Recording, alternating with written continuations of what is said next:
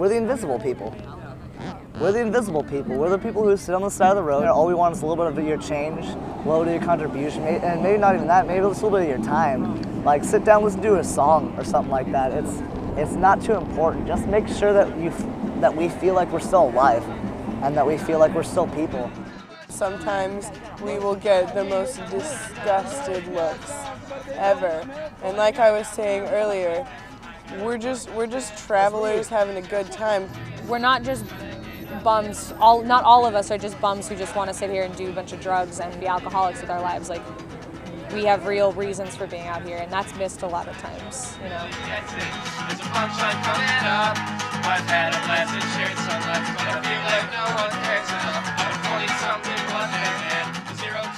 Uncle Barry's gonna get interviewed. Good job. Hey!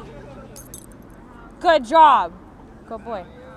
Okay. I grew up, unlike a lot of my friends, I guess, I grew up in a really stable, loving family, and I always sort of was like offered all the traditional opportunities and whatnot and was successful and stuff, but I just was never happy.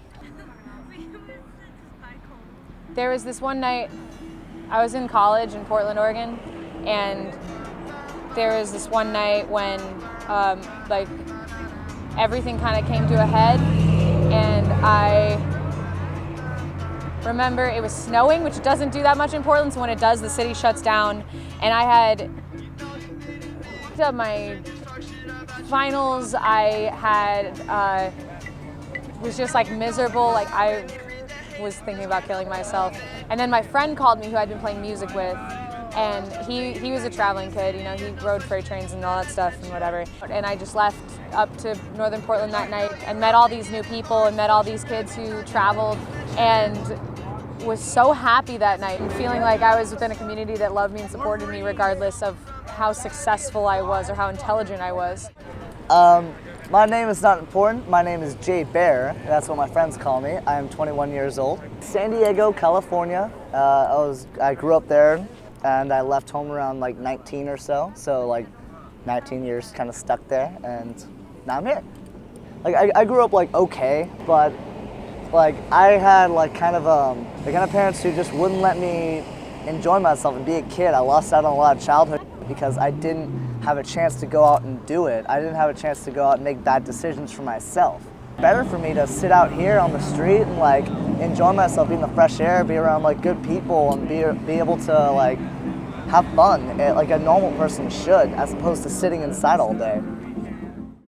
I think that there is a certain amount of prejudice against us that is well placed, because I know a lot of kids who they don't care about anything but themselves and their own enjoyment of everyday life, and they don't care if they step on someone else's toes in the process. And to me, that's not what I choose to do, and that's not how I want to live. I hope that if somebody interacts with me personally, that I change their perspective on all of us, is that I want to just be a good person and to meet good people.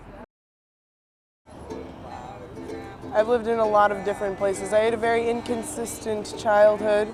I went from apartment to fancy condos, to ghetto apartments to fancy condos.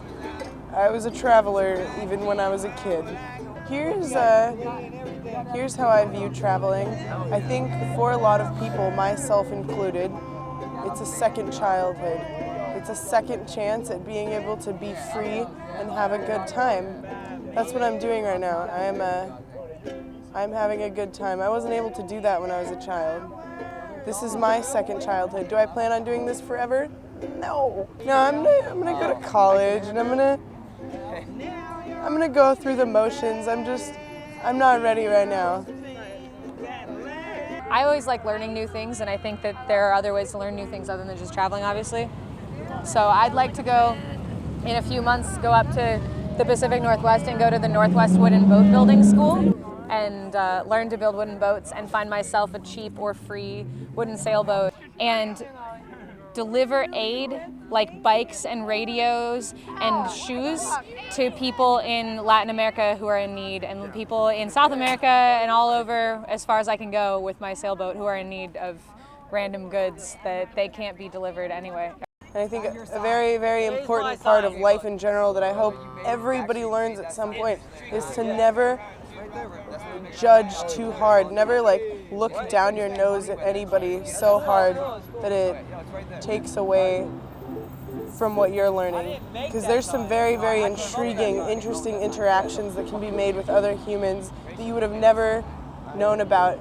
Like creepy 70-year-old like black home bum near passed out on the corner, no teeth.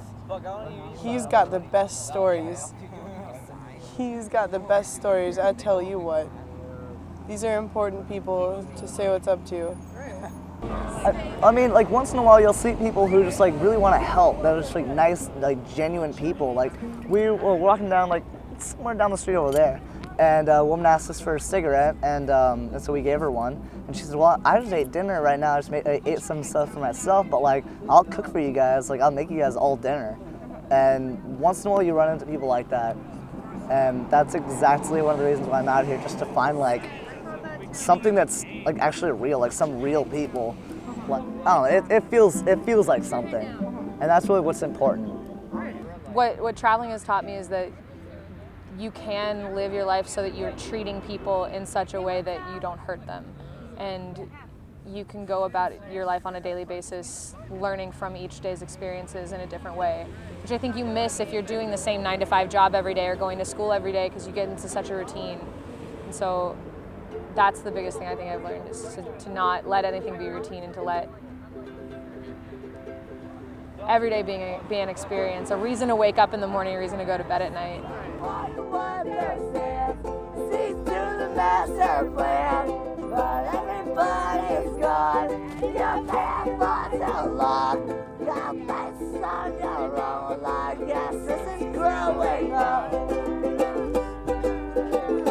I guess